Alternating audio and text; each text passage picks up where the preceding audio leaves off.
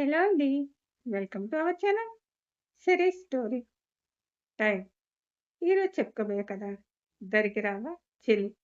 కథలో పడిపోయే ముందు తప్పకుండా లైక్ చేసి, కామెంట్స్ ఇచ్చి, సబ్స్క్రైబ్ చేసుకోండి ఫ్రెండ్స్. ఇక ఆలస్యమెందుకు కథేంటో చూసేద్దామా? 'దరికి రావా చెల్లి' 58 పార్ట్. ఇందుమతికి ఏం చేయాలో తోచక లోపలికి వెళ్ళి ఆర్య తొందరగా వస్తే బాగుండు, లేకపోతే ఇదేం చేస్తుందో అని అనుకుంటూ లోపల అటు ఇటు తిరుగుతూ ఉంది ఇందుమతి. ఆర్య మీటింగ్ కంప్లీట్ చేసుకొని బయటకు వచ్చి చూసి అమ్మడు లేచే ఉంటుంది. ఫోన్ చేద్దామనుకుని కాల్ చేశాడు. అపర్ణ లేచి కూర్చొని రాత్రి ఆర్యతో మాట్లాడినది తలుచుకుంటూ ఉంది. పక్కన ఫోను మోగగానే తీసి చూసింది సంతోషంతో. ఆర్య గారు, అప్పుడే ఇప్పుడే మీ గురించి ఆలోచిస్తూ ఉన్నాను, మీరు కాల్ చేశారు అన్నది. ఆఫీస్ వచ్చిందని సరిగా మాట్లాడలేదు కదా అని ఫోన్ చేశాను అమ్ముడు. ఎలా జరిగింది మీటింగ్ అని అడిగింది అపర్ణ. బాగానే జరిగింది అమ్ముడు. నీకు అక్కడ ఆఫీస్లో ఏమైనా ప్రాబ్లం ఉందా? ఏదైనా ప్రాబ్లం ఉంటే డాడీ వాళ్ళకి చెప్పు అని అన్నాడు. ఒకడి నుంచి తప్ప ఎవరి నుంచి ఏ ప్రాబ్లం లేదు అని అనుకొని, ఏం లేదులే ఆర్య గారు, అంతా బాగానే ఉంది అని చెప్పింది. మమ్మీ చెప్తుంది, నువ్వు టైం కూడా చూడకుండా పనిచేస్తూ ఉంటున్నావంట. అసలు రెస్ట్ తీసుకోవటం లేదని నీ మీద కంప్లైంట్ చేసింది నువ్వు. అత్తయ్య గారు చెప్పింది నిజమే ఆర్య గారు. ఖాళీగా ఉంటే మీరు గుర్తుకొస్తున్నారు. అందుకే పని కల్పించుకొని మరీ చేస్తున్నాను. పనిలో ఉన్నావు, కొంచెంసేపైనా మీ తలుపులు నా దరి చేరకుండా ఉంటాయి కదా. అమ్మడు, నువ్వు అలా మాట్లాడుతుంటే నాకు ఒక్క క్షణం కూడా ఇక్కడ ఉండాలనిపించటం లేదు. మీరు వెళ్ళిన పని కంప్లీట్ చేసుకొని తొందరగా వచ్చేయండి ఆర్య గారు అన్నది అపర్ణ. తొందరగా కంప్లీట్ చేసి రావాలని నా ఆత్రం అమ్మడు అని ఇంటి దగ్గరికి వచ్చేసాడు. నీతో మాట్లాడుతూ ఇంటికి కూడా వచ్చేసాను. కారు లోపలికి రాగానే ఆర్య అని పిలుస్తూ పరిగెత్తుకుంటూ కారు దగ్గరకు వచ్చింది మైత్రి. మైత్రి గొంతు ఫోన్లో వినిపించి, ఈ మైత్రి ఏంటి, ఏదో తేడాగా ఉంది. ఆర్య ఇంకా కారు దిగి ఇంట్లోకి కూడా వెళ్ళలేదు, అప్పుడే ఆర్య అంటూ వచ్చింది అని మనసులో అనుకొని వింటూ ఉంది. మైత్రి, కారు గ్యారేజ్లో పెట్టేసి వస్తా అన్నాడు. ఆ విషయం తనకు చెప్పకపోతే వెళ్ళి పెట్టేయచ్చు కదా ఆర్య గారు. తను నిలబడి చూస్తుంటే చెప్తున్న ఆమెడు,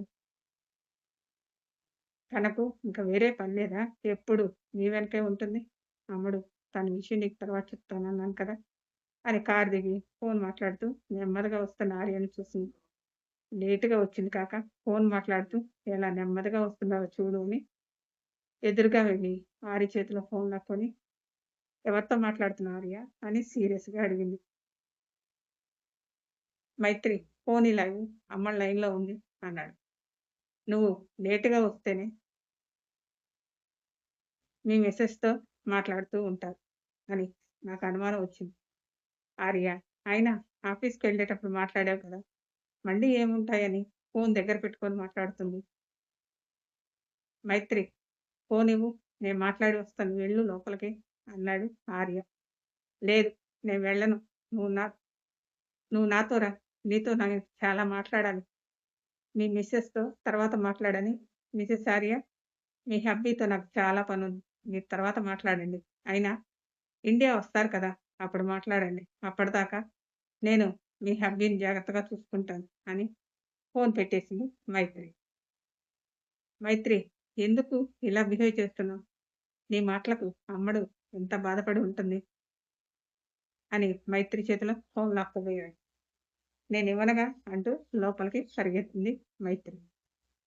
ఆర్యకి కోపం వచ్చి లోపలికి వచ్చి ఇందుమతిని చూసి, ఆంటీ, మైత్రి ఫోన్ తీసుకొని ఇవ్వటం లేదు అన్నాడు. మైత్రి, ఆర్య ఫోన్ తీసుకున్నావా అని అడిగింది ఇందుమతి. మామ్, ఎప్పుడు చూడు ఇండియాలో ఉన్న తన మిస్సెస్తో మాట్లాడుతూ నాతో అసలు మాట్లాడటం లేదు అన్నది. ఆంటీ, ఏమైంది ఈరోజు ఎంతగా ప్రవర్తిస్తుంది అని అడిగాడు. అదే నాకు అర్థం కావటం లేదు. ఇందాకటి నుంచి నువ్వు రాలేదని ఒకటే గొడవ చేస్తుంది. ఆంటీ ఈరోజు తనకివ్వాల్సిన మందులిచ్చారా? ఇచ్చాను ఆర్య. అయినా ఎందుకిలా చేస్తుందో వాళ్ళ డ్యాడీ వచ్చిన తర్వాత చెప్పి రేపు హాస్పిటల్‌కి తీసుకెళ్ళాలి అన్నది. మైత్రి నువ్విప్పుడు ఫోన్ ఇవ్వలేదంటే నేను ఇండియా వెళ్తాను. తర్వాత నీ ఇష్టం అన్నాడు ఆర్య. అదేంటి ఆర్య ఇంకా టైం ఉంది కదా! అప్పుడే ఎలా వెళ్తావు? అని దగ్గరకొచ్చి అడిగింది మైత్రి. నువ్వలా నా ఫోన్ తీసుకుంటే ఎలా? నేను ఇండియాలో ఉన్నా. మా మమ్మీ వాళ్ళతో మాట్లాడాలి కదా! అన్నాడు. మీ మమ్మీ వాళ్ళతో మాట్లాడాలా? అయితే తీసుకో. కానీ మీ మిసెస్‌తో మాత్రం మాట్లాడితే మళ్ళీ ఫోన్ తీసేసుకుంటాను. సరే అని రూమ్‌కి వెళ్తుంటే వెనకే మైత్రి రూమ్‌లోకొస్తుంటే చూసి, "నేను ఫ్రెష్ అయ్యి వస్తాను. నువ్విక్కడే ఉండు" అన్నాడు. "తొందరగా రా ఆర్య, నీతో చాలా కబుర్లు చెప్పాలని" అక్కడే కూర్చుంది. ఆర్య రూమ్‌లోకి వెళ్లి లాక్ చేసి అపర్ణకు వీడియో కాల్ చేశాడు. అపర్ణ మైత్రి గురించి ఆలోచిస్తూ స్నానం చేసొచ్చింది. అప్పుడే ఆర్య కాల్ చేశాడు. "అమ్మడు సారీరా మైత్రి ఫోన్ లాక్కుంది" అన్నాడు. అపర్ణ బెడ్ మీద కూర్చొని తనకు ఫోన్ లాక్కునే అంత చనువివ్వటం మీదే తప్పు అని కోపంగా అన్నది. నీకెలా చెప్పాలో తెలియటం లేదు. నేనేమి తనకు చనువివ్వలేదు. మొదట నార్మల్‌గానే మాట్లాడింది. తర్వాతే తన గురించి తెలిసిందప్పుడు. అసలేం జరిగింది ఆర్య గారు? తన గురించి ఇందాక చెప్దామనేసరికి మీకు ఆఫీసొచ్చింది. తర్వాత చెప్తానన్నారు. తన గురించి ఏం తెలిసిందో చెప్పండి అని అడిగింది. మైత్రికి మతిస్థిమితం సరిగా లేక హాస్పిటల్‌లో ఉండి వచ్చిందంట. ఇంటికి వచ్చి 1 మంత్ అయింది అని ఆంటీ చెప్పారు. అపర్ణ ఆశ్చర్యంగా వింటూ, "ఏంటార్య గారు తను పిచ్చిదా?" అని అడిగింది. "ఇప్పుడు కాదులే అమ్మడు. ఇప్పుడు బానే ఉంది కానీ, తనేమనుకుంటే అది జరగాలి" అని పట్టుదల పడుతుంది. "అసలు తనెందుకు అలా అయింది ఆర్య గారు?" అని అడుగుతూ ఉంది.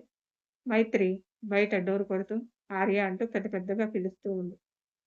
అమ్మడు మైత్రి బయట నుంచి పిలుస్తుంది. ఇప్పుడు నేను డోర్ తీయకపోతే గొడవ చేస్తుంది. "సరే ఆర్య గారు జాగ్రత్త. నాకు ఆఫీస్‌కి టైం అవుతుంది. సరే వెళ్ళిరా. నేను నైట్ కాల్ చేస్తాను" అని పెట్టేశాడు. ఆర్య వెళ్లి డోర్ తీసి, "ఏమైంది మైత్రి? ఎందుకలా డోర్ కొడుతున్నావు?" అని అడిగాడు. ఆర్య అడిగేదానికి సమాధానం చెప్పకుండా, "నువ్వు బాత్ చేయకుండా ఏం చేస్తున్నావు?" అని రూమ్‌లోకొచ్చింది. "మైత్రి నువ్విలా చేయటం నాకు నచ్చలేదు. నాకు కొంచెం ప్రైవసీ కావాలి. నాకు వర్క్ కూడా ఉంది. ప్లీజ్" అని డోర్ వైపు చేయి చూపించాడు. ఆర్య, "నా వల్ల నీ ప్రైవసీ డిస్టర్బ్‌గా ఉందా? సరే నేను వెళ్తానులే. నువ్వు వర్క్ చేసుకొని బయటికి వెళ్తూ నీ వర్క్ అవ్వగానే పిలువు" అని వెళ్ళింది. మైత్రి ఏమిటి ఇంత కూల్‌గా వెళ్ళింది? ఎలా అయితే ఏమి వెళ్ళిందిగా అది చాలనుకోని వాష్‌రూమ్‌కి వెళ్ళాడు. అపర్ణ ఆఫీస్‌కి వెళ్తూ, "ఇక్కడ ఈ నీళ్ళతోనే నేను చస్తూ ఉంటే పాపం అక్కడ ఆర్య గారు ఆ మైత్రితో బాగా ఇబ్బంది పెడుతూ ఉన్నారు. తొందరగా రోజులు గడిస్తే బాగుండు" అని ఆలోచిస్తూ ఆఫీస్‌కి వెళ్ళింది. ఆఫీస్‌కి వెళ్ళేసరికి ఎవరో కూర్చొనున్నారు. వాళ్ళెవరో అపర్ణకి అర్థం కాలేదు. తన క్యాబిన్‌కి ఆఫీస్ బాయ్‌ని పిలిచి "వాళ్ళెవరు?" అని అడిగింది. "మేడం వాళ్ళు ఆర్య సార్‌ని కలవటానికొచ్చారంట. ఆర్య సార్ ఊరు వెళ్లారని చెప్పాను. మిమ్మల్ని మీట్ అయ్యి వెళ్తామన్నారు. రమ్మంటారా?" అని అడిగాడు. "ఆ! రమ్మని చెప్పు" అన్నది. వాళ్ళు లోపలికొచ్చి "గుడ్ మార్నింగ్ మేడం" అన్నారు. "గుడ్ మార్నింగ్ కూర్చోండి" అని చైర్ చూపించింది. వాళ్ళు కూర్చొని "ఆర్య గారు లేరంట కదా మేడం" అని అన్నారు. "అవునండి. అమెరికా వెళ్లారు. ఆర్య గారితో ఏం పనేంటో చెప్తే నేను చెప్తానన్నది అపర్ణ. "ఒక ప్రాజెక్ట్ విషయం ఆర్య గారితో మాట్లాడదామని వచ్చాం. ఆర్య గారు లేరని తెలిసి ఏం చేద్దామని ఆలోచిస్తూ ఉన్నాం.